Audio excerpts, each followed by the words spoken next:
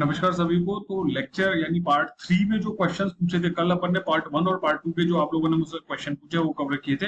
आज अपन कवर करेंगे पार्ट 3 में जो आपने क्वेश्चन पूछे। उसके अलावा कुछ सवाल जो है कॉमन जो सवाल है वो मैंने नोट डाउन किए कि भाई ये सवाल लोगों के सामने आते ही है और उनको कैसे करना चाहिए, क्योंकि आपका जो पूरी प्रिपरेशन है नेक्स्ट 3 मंथ से whatever the time is going to be for the pre, वो पूरा टाइम का आप का ये टाइम लेंगे। तो इस पे अपन एक थोड़ी सी चर्चा करेंगे। तो सबसे पहला सवाल जो मेरे सामने वो ये है कि मेरा डाउट है कि question maths and science weak है, क्या इनको छोड़ सकते हैं? बिल्कुल छोड़ सकते हैं, क्योंकि फर्स्ट वीडियो में अगर आप देखोगे तो अपन ने एनालिसिस कर लिया था कि 150 क्वेश्चन थे, इसमें से किस किस सेक्शन से क्या क्या क्वेश्चन आ रहे हैं। बट फिर बाकी जो सेक्शन है वो बहुत स्ट्रांग होने चाहिए आपके।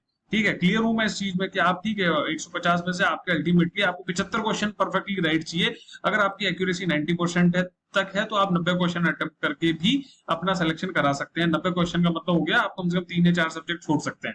ठीक है, तो इसका मतलब ये जो आपका सवाल है काफी वीक है, तो कोई बात नहीं, छोड़ दो। ओनली प्रीवियस के क्वेश्चन आ रहे हैं, 7 प्रैक्टिस क्वेश्चन नहीं आ रहे सर फर्स्ट अटेम्प्ट। ठीक है, कोई बात नहीं यार, अभी तो प्रैक्टिस करनी है, सेलेक्ट नहीं होना भी यहाँ पे। लेकिन हाँ ये है कि यहाँ जो गलतियां आप कर रहे हो प्रैक्टिस के दौरान वो वहां दोहरानी नहीं है, और प्रैक्टिस जो आप कर रहे हो ना उन सवालों को रिवाइज करना बहुत जरूरी है। इसकी भी मैं बात बताऊंगा।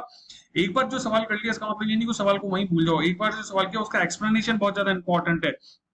केवल फैक्ट रख लेना काफी नहीं होता, उसका जो एक्सप्लेनेशन उसमें 4 सवाल और बनते हैं, उन 4 सवालों को याद रखना भी बहुत जरूरी है। इसके बारे में मैं यहाँ प्रैक्टिस की बात करूंगा अलग से कि क्या करना है।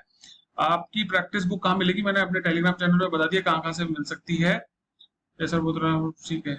Which topics are most important ई subject which we must read first. ठीक है, देखो ऐसा है कि इसके लिए 2 तरीके हैं यार करने के।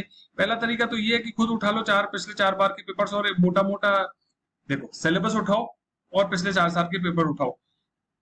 क्वेश्चन जैसे ही आ रहा है उसके सामने +1 कर दो। ठीक है, कि भाई राजस्थान का एकीकरण 2013 में आया +1, 2018 में आया +1, 2021 में आया +1, यानी पिछले 4 साल में 3 क्वेश्चन राजस्थान के एकीकरण से आया। तो इसका मतलब सीधे सीधे इंपॉर्टेंट क्वेश्चन है। बहुत सरल तरीका, एक दिन लगेगा, मैक्सिमम एक दिन लगेगा, लेकिन इतना फुल प्रूफ पैटर्न है। यही कोचिंग इंस्टीट्यूट क्या करते हैं, कोचिंग इंस्टीट्यूट यही एनालिसिस करके आपको दे देते हैं। लेकिन मैं एक चीज बताऊं, एक दिन अगर आप खुद लगाओगे ना तो आपको इतना कुछ समझ में आ जाएगा जो कोचिंग इंस्टीट्यूट आपको घोट के पिला नहीं सकते।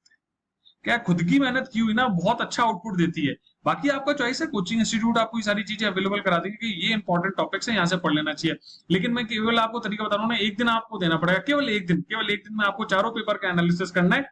सिलेबस साइड में रखो, ठीक है, ये सिलेबस रखा हुआ, हिस्ट्री का क्वेश्चन देखा, बोला कि ये मॉडर्न हिस्ट्री से, मॉडर्न हिस्ट्री +1 बात खत्म। इवन मॉडर्न हिस्ट्री में भी किस सेक्शन से है कि भाई गांधीयन एरा से आ गया, फिर असहयोग आंदोलन से आ गया, फिर इंडिपेंडेंट इंडिया से आ गया, या फिर जो लीगल चेंजेस हुए, कॉन्स्टिट्यूशनल चेंज हुए, उनसे आ गया। तो सिलेबस में एलिबरेटेड रूप से सिलेबस दिया हुआ ना, तो उसमें +1 कर लो, पता चल जाएगा कौन से टॉपिक से कितने क्वेश्चन आ रहे हैं। अगर पिछले 4 साल में किसी टॉपिक से 2 बार से ज्यादा क्वेश्चन आया, इसका मतलब सीधे सीधे इंपॉर्टेंट बन जाता है। बहुत सरल तरीका है ये पता करने का कि कौन सा सेक्शन इंपॉर्टेंट है। ठीक है, I hope it is very clear. Geography के लिए भी आप ऐसे किस ज्योग्राफी के लिए जैसे मैंने कहा कि फोर्थ पे क्वेश्चन है, फोर्थ पे क्वेश्चन बैक टू बैक हर साल आता है, तो इसका मतलब राजस्थान ज्योग्राफी यानी आर्ट एंड कल्चर आप कह लो, तो उसमें फोर्थ इंपॉर्टेंट बन जाता है। नदियां हैं, नदियों के बारे में अगर हर साल क्वेश्चन आ रहा है तो बस उनमें टिक कर लो कि यार 4 बार क्वेश्चन आए तो इसका मतलब नदियां पढ़नी है।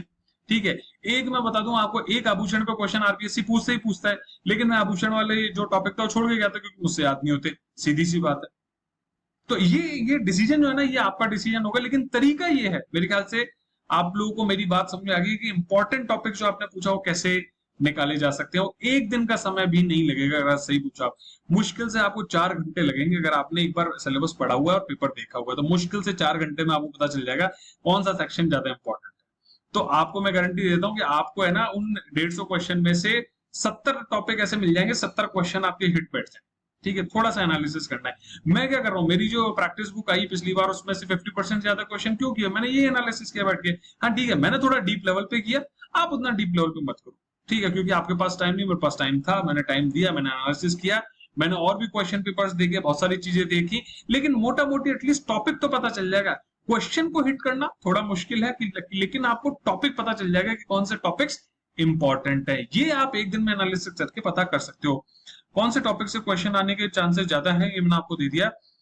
मैथ्स एंड साइंस का प्रिपरेशन कैसे करना है मैंने वही बताया। रिसोर्सेज में एक बार कवर कर जब करूंगा तब आपको बताऊंगा कि कैसे करना है। बुक्स की जगह कोचिंग नोट्स प्रेफर करने हैं क्या? सेलेक्टिवली सारे कोचिंग नोट्स पढ़ोगे तो कोचिंग नोट्स पढ़ ही नहीं पाओगे 3 महीने के टाइम में। सेलेक्टिवली आपको करना है, किसी का प्री के नोट्स मिले किसी भी कोचिंग तो आप उसको उठा सकते हो। किसी पर्टिकुलर इंस्टीट्यूट का नाम लिख के उन्होंने कहा प्री के नोट्स सफिशिएंट है क्या प्री क्लियर करने के लिए।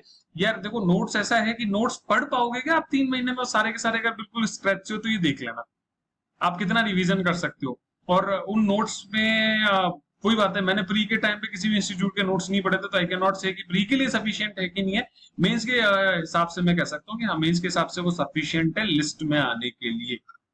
कौन सा सब्जेक्ट टॉपिक लेस इंपॉर्टेंट है जिन्हें, ये आपको वो एनालिसिस जो मैंने अभी 3 मिनट पहले बताया वो अगर आप करोगे तो आपको पता चल जाएगा। आरपीएससी यूपीएससी पेपर का क्या बता रहे थे आप,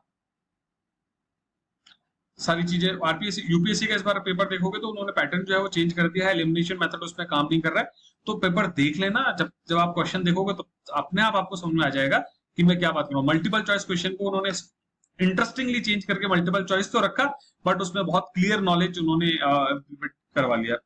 एवरेज तो ठीक है sir, for question practice I am looking for Ghatna Chakra preview books set of 7 books of individual subject. हाँ ठीक है, they are fine, they are good. लेकिन उसमें क्या है कि एक तो आरपीएससी पॉइंट ऑफ व्यू से, आरएस पॉइंट ऑफ व्यू से कितने सवाल हैं वो, दूसरी चीज है रिपीटेटिव है ना, तो मोटी किताब हो जाती है, पतली किताब है, लिमिटेड किताब है, देन इट इज फाइन। या फिर सेक्शन वाइज चल लो या पेपर वाइज चल लो, इट विल वर्क। प्रैक्टिस के लिए कोई भी बुक है, it will work. Sir mains के टाइम पे भी ऐसे गाइड, हाँ बिल्कुल डेफिनेटली यार, आई ट्राई, और मैंने पिछली बार भी किया था। What is the strategy for working professional, yes yes it's a tough question, it's a very tough question. मेरा सजेशन यही है कि यार अभी तो आप अपने ऑफिस आवर्स में टाइम निकालो। ऑफिस में मैं यही सजेस्ट करता हूँ, अपनी जो सीनियर है आपकी जो एचओडी है उनसे बात करो कि सर आप मुझे काम दे दिया करो तो मैं अपना काम 11 से 5 के बीच में पूरा कंप्लीट कर दूंगा, और अपने जो आपके सबऑर्डिनेट्स हैं उनके साथ मैनेज करो कि यार इसके ऊपर इससे पहले कोई काम आता तो आप थोड़ा सा मैनेज कर लो, इसके बाद में कोई काम आता तो आप थोड़ा सा मैनेज कर लो। ये रिलेशन है, आप कितने अच्छे रिलेशन बना के रखते हो अपने ऑफिस में। और बाकी इस ड्यूरेशन में देखो ऑफिस का काम तो करना पड़ेगा क्योंकि वो आपको सैलरी दे रहा है, आपको एक पोस्ट मतलब एक गवर्नमेंट जॉब दी हुई है तो उसके साथ तो जस्टिफिकेशन करनी है आपको, या फिर ऑफिशियली छुट्टी ले लो या फिर एलओपी ले लो, सीधी सी बात है। ठीक है, ऑफिस का काम करना ही पड़ेगा, there is no other way. उसके अलावा ये है कि इसी के साथ जुड़ के एक चीज बता देता हूँ, कम बात करो, लिमिटेड बात करो, मोबाइल से जितना दूर रह सकते हो उतना दूर रहो, पढ़ाई में ज्यादा ध्यान दो। ठीक है, वो ज्यादा बेटर तरीका है क्योंकि जितना आप बात करते हो ना उतना आपको थॉट लेने पड़ते हैं, उतना आपको बोलना पड़ता है, उतनी आपकी प्रोसेसिंग उस डायमेंशन में चली जाती है, पढ़ाई के डायरेक्शन में प्रोसेसिंग रह नहीं पाती है। तो जितना लिमिटेड लोगों से इस दौरान बात करोगे, इंटरेक्शन करोगे, उतना आप कंसंट्रेट होकर अपनी पढ़ाई कर पाओगे और वो आपको फायदा देगी। ठीक है, हाँ डेफिनेटली 3 से 4 घंटे। तो आपको सजेशन मेरा ये है कि 1 घंटे आप, मैंने वही परसेंटेज वाइज बता दिया, अगर 4 घंटे आपको मिल रहे हैं 1 घंटा पढ़ो, 1 घंटा रिवाइज करो और 2 घंटे प्रैक्टिस करो। सिंपल। जो फर्स्ट वीडियो में मैंने जो second video, I think this was the second video में मैंने जो पैटर्न आपको बताया था आप उसको यूज कर सकते हो और एक्चुअली ये फायदा देगा आपको। Sir pre oriented short book list वो बताएंगे नेक्स्ट वीडियो, जब भी ये खत्म हो जाएंगे सारे क्वेश्चन उसके बाद बताएंगे। Please made you short note preparation. Short note preparation अभी थोड़ा सा पढ़ना शुरू करो, उसके बाद मैं बता दूंगा शॉर्ट नोट की कैसे प्रिपरेशन करनी है। ठीक है,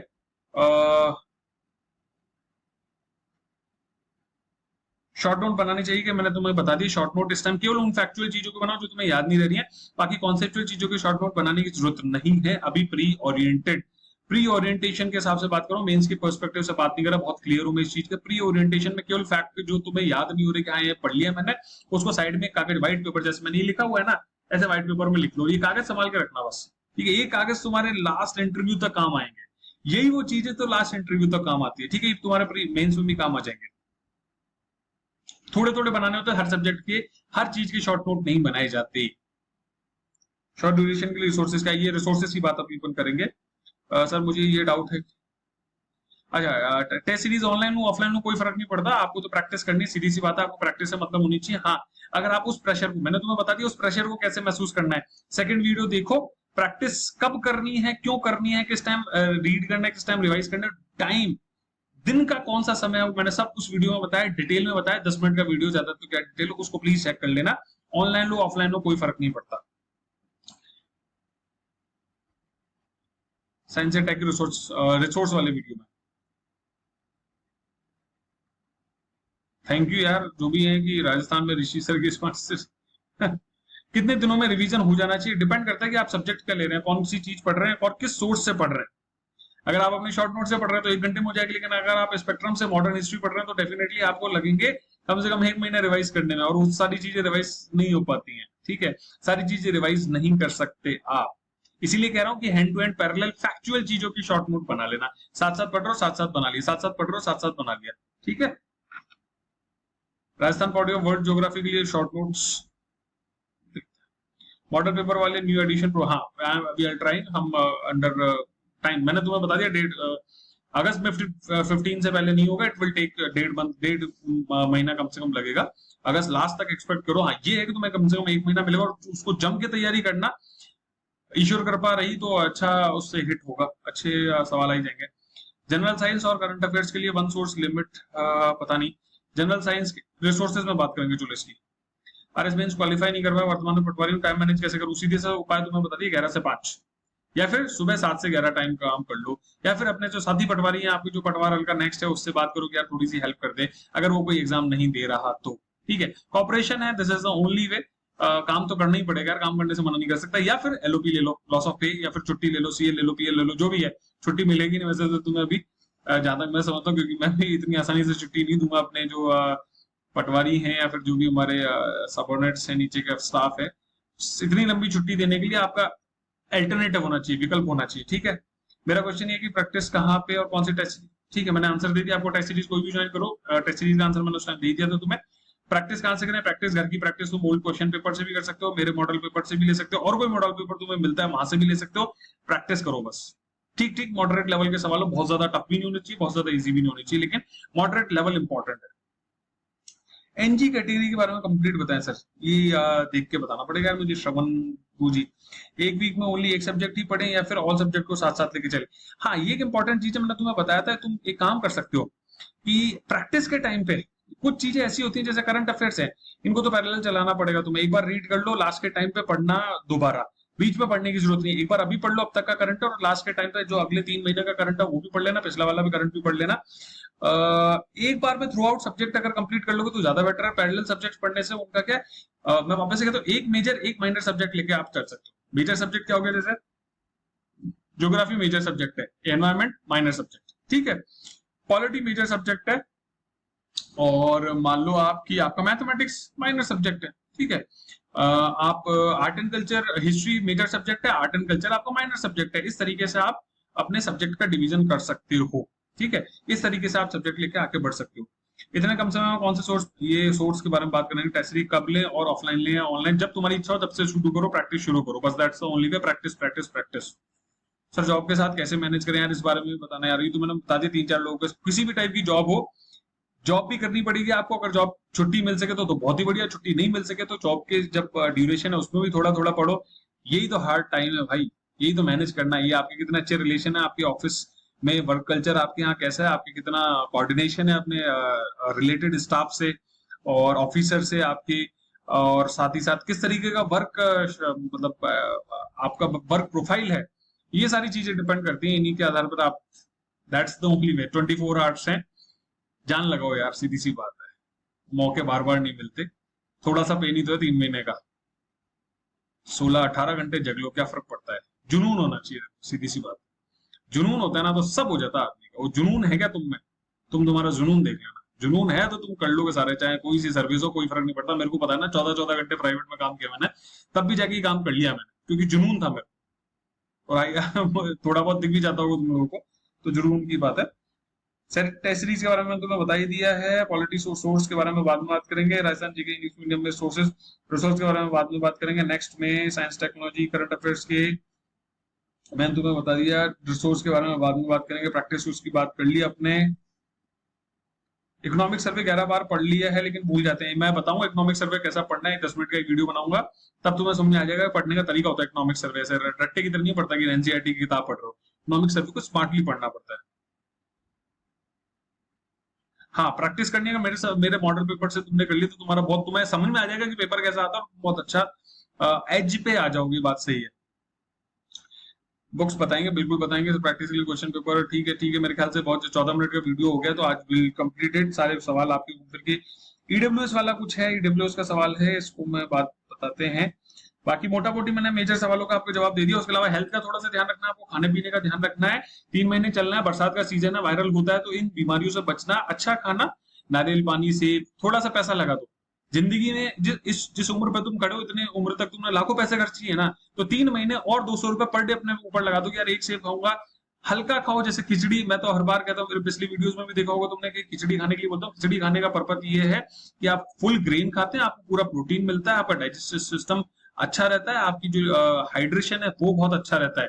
भी पता चला ये तड़केदार सब्जी और बटर रोटी यानी रुमाली रोटी, पता चला सुबह से ही हालात नहीं है, पेट खराब हो रहा है, पेट खराब है तो कैसे पढ़ लोगे भाई। दैट्स द रीजन दलिया खाने का उद्देश्य या खिचड़ी खाने का उद्देश्य ये कि रात को खाओगे तो हल्के रहोगे, अच्छा पढ़ेगा और दिमाग भी तेज चलेगा, फुल ग्रेन है, सीधी सी बात है। लेट्स टॉक के बारे में बता दी। वीडियो क्लासेस लिमिटेड लो, मैं इसीलिए 10 छोटे वीडियो बनाने का उद्देश्य है कि बहुत छोटे वीडियो में सब कुछ सारी चीज एक साथ तुम्हारे को कवर कर दूं और तुम्हें 2x पे चलाने पे समझ भी नहीं है। मेरी स्पीड मेरे ख्याल से इतनी ज्यादा तेज है कि तुम्हें 2x पे चलाने की जरूरत नहीं है, 1x पे तुम्हारा काम हो जाता होगा, तुम सारी चीजें पता चल जाएगी। प्रैक्टिस के लिए ओल्ड पेपर्स भी तुम ले सकते हो, मॉडल पेपर जो किसी के भी हो, मेरे वाले हो, किसी के भी हो, वो ले सकते हो। टेस्ट सीरीज ज्वाइन कर लो। उसके अलावा ऑनलाइन ऑफलाइन क्लासेस है, जहां भी लो, लेकिन लिमिटेड नंबर ऑफ ड्यूरेशन के लिए लेना। सेल्फ स्टडी और प्रैक्टिस सबसे ज्यादा इंपॉर्टेंट है, बाकी सब चीजें वर्थलेस है, साफ साफ बता दूं। Classes are not going to let you clear this exam. Classes with revision, with practice and self-study will let you clear this exam. Remember this. Classes तो लाखों बच्चे ले रहे हैं, लेकिन क्या सबके सब सेलेक्ट हो रहे हैं क्या? This is the answer you can give by yourself. तो read, revise and practice. चलो बढ़िया, इसी के साथ इस वीडियो को खत्म करता हूँ। नेक्स्ट वीडियो अगर रिसोर्सेज वाला चाहिए तो नीचे बता देना, स्टार तरीका बता के, ठीक है। बढ़िया से पढ़ाई करो, मेहनत करने वाले को फल मिलता है, मैं तुम्हें बता देता हूँ बस। लेकिन केवल एक जो शब्द मैंने आज बोला ना, जुनून चाहिए, तो तुम तुम्हारा जुनून देख लो कि जुनून है तो फिर निकल जाओगे, ठीक है। चलो बाय बाय, टेक केयर, जय हिंद, जय भारत।